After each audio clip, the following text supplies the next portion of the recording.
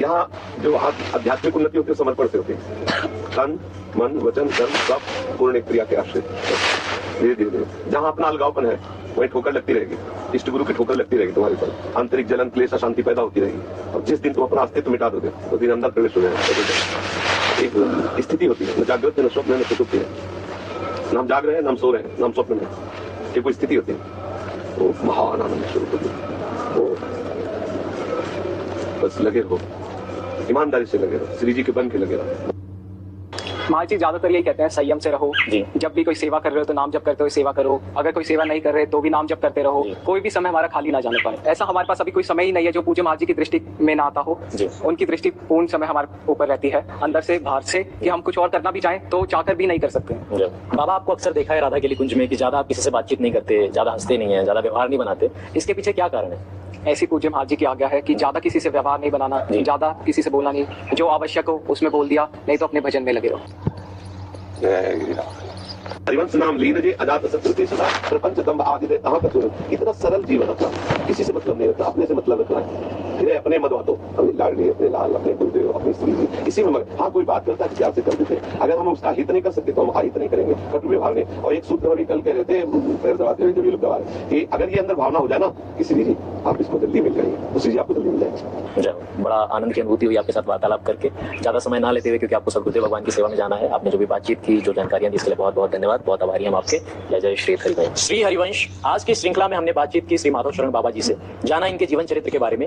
3 चीजें मुख्यतः हमें समझ में आई। सबसे पहली चीज कि जो भी हम सेवा करते हैं, हम गृहस्थ में हैं, विरत में हैं, अपनी सेवा करते हुए हम नाम का चिंतन करें, नाम जप करें, ज्यादा किसी से व्यवहार न बनाएं।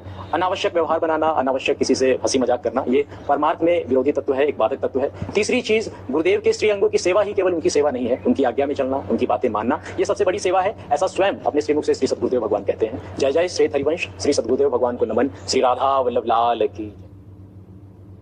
जितना भजन करोगे उतना ही बात बनेगी। बारी मते घृत होए बरु सिकता ते बरु तेल, बिनु हरि भजन न भवतरी या सिद्धांत पेल। भजन का जिसके जीवन में 4 बातें हैं उसका पूरा भजन होगा, सही भजन होगा। पहला, भगवान के नाम का निरंतर जप करने का अभ्यास। दूसरा, भगवान के प्रेमी जनों के चरित्रों का चिंतन करना। बहुत जल्दी भक्ति पुष्ट होती है भक्तों से। हरिको निज यशते अधिक भक्तन यश पर प्यार। अगर रोज भक्त नामावली का आप पाठ करेंगे तो आपकी भक्ति बहुत पुष्ट हो जाएगी। भक्तन की नामावली जो करी है चितलाए, ताकि भक्ति बढ़े घनी और हरि होए सहाय। और सबसे बड़े विघ्न विनाशक भक्तों के नाम कीर्तन है। कई बार कहा है यदि आप अपने घर से कहीं यात्रा करें तो पहले 5 भक्तों का तो स्मरण कर ही लें, कभी विघ्न नहीं पड़ेगा। लिख लो कागज में, कभी विघ्न नहीं पड़ेगा। भक्ति भक्त भगवंत गुरु चतुर नाम बपु एक, इनके पद बंधन की नासत विघ्न अनेक।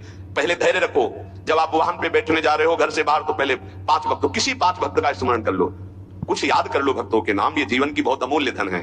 5 प्रहलाद नारद पराशर पुंडरीक व्यास अम्बरीश शुक शौनक भीष्म दाल व्यान रुक्मांगद अर्जुन वशिष्ठ विभीषण आदि। ऐसे तुम्हें याद नहीं है तो ऐसे नागरीदास जी की जय, हरिवंश महाप्रभु की जय, स्वामी हरदास जी की जय, बिहारी देव जी की जय, सेवक जी महाराज की जय, ध्रुवदास जी की जय, वृंदावन दास जी की। जो भक्त याद आवे 5 भक्तों का याद। भक्त नामावली जो रोज पाठ करता है उसके हृदय में घनीभूत भक्ति, ठोस भक्ति, जिसमें कोई विकार ना प्रवेश कर पावे, क्या जाता है।